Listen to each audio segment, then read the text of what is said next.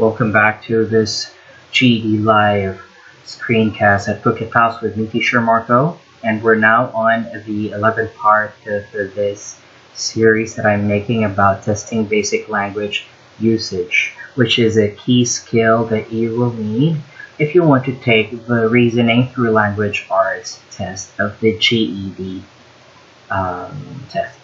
Yeah. Alright, so today we will be talking about using transitions. Before we begin, I'd like to encourage you to please share this video and also subscribe to our channel and hit the like button. Okay, if you share this video, it will help us help more people who are in need of assistance regarding their GED test. Alright, so let's begin.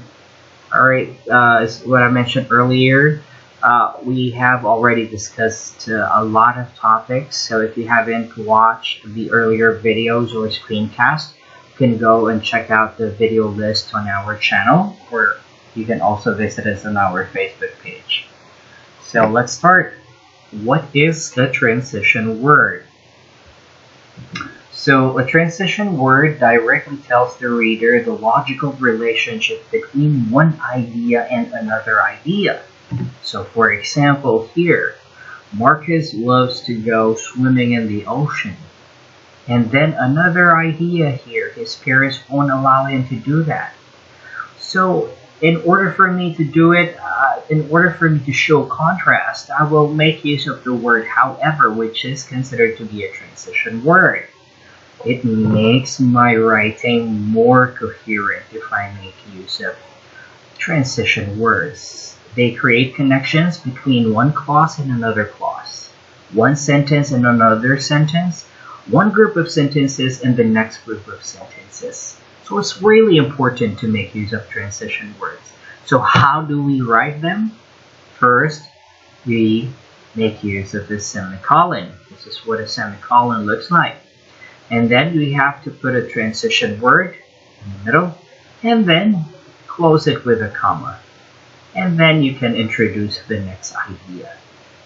Alright, like how our examples here looks like.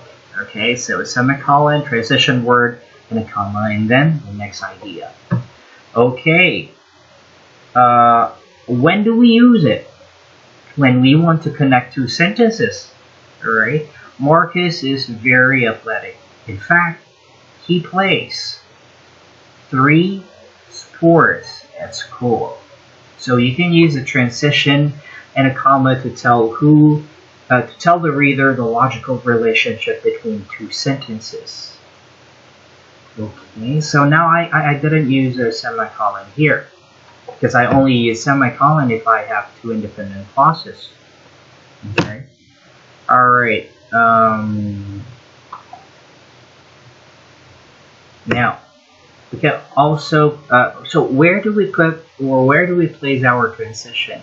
So you can actually, rather than placing the transition at the beginning of the sentence, you may place in the middle of the second sentence after the subject with 2 commas. So there, you can actually make use of this.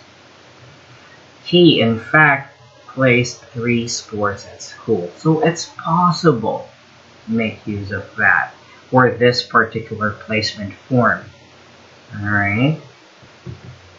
Transitions in longer writing. So as you all know, the second part of your GED test is an essay or an evidence-based argument essay. So when writing a paragraph or a larger piece of writing, you can use a transition to show the reader the logical relationship between one group of sentences and another group of sentences. This is useful when you want to let the reader know that you are changing from one idea to another. For example, like this.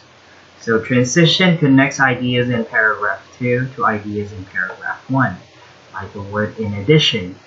And then transition connects ideas in paragraph 3 to ideas in paragraph 2. Furthermore, okay, and there's a lot. I'll show you the different kinds or different types of transition words later on. Here we go. Is what I'm talking about. If you want to show addition, if you want to add a statement, we can make use of these transitions. Moreover, furthermore, in addition, besides. Okay, we want to add something. We can also make use of these transitions if we want to show emphasis or reinforcement. Indeed, in fact.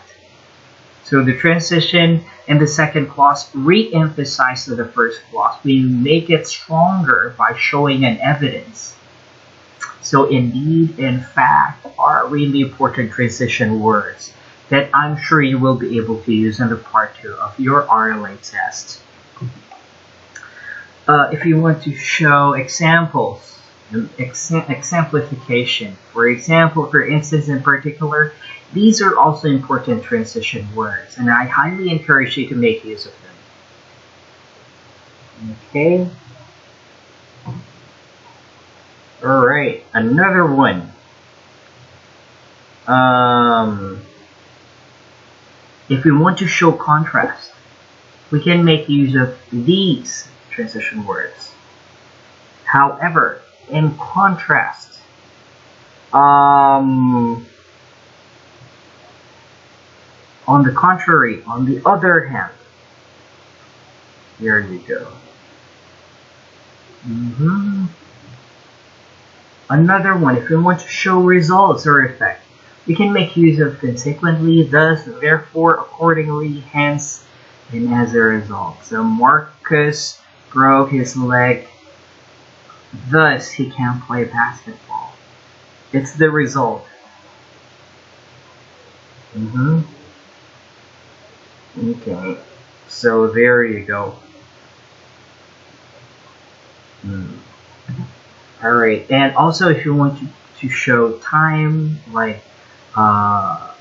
if for example one action is happening while another one is happening as well, we can make use of meanwhile, subsequently, thereafter. These time expressions are also considered to be transition words, okay, to show possible sequence. Okay, and that's it. There are numerous and a lot of transition words that you can find on the internet, I'm pretty sure. And what you have to do, like what I keep on saying, my students, writing is a habit. So your writing style is developed through time. Alright, it becomes your habit. So there's no secret of passing the GED test, GED RLA test. You just have to make sure that you keep on practicing and make use all of these transition words for you to be familiar with. Alright. Okay, there you go. I want to thank you for your time today, and in case you're curious and you want to know more about the programs that we are offering here in Forget Pals, please do visit our website. That's forgetpals.org. Or you can also check out our Facebook page. That's facebook.com/forgetpals. Thank you so much for your time, and I'll see you again in the next video.